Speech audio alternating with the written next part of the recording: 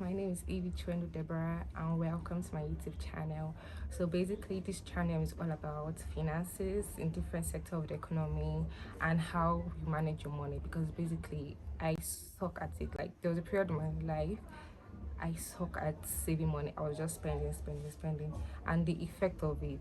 Oh my God, it's not even something to talk about. It was bad, so bad.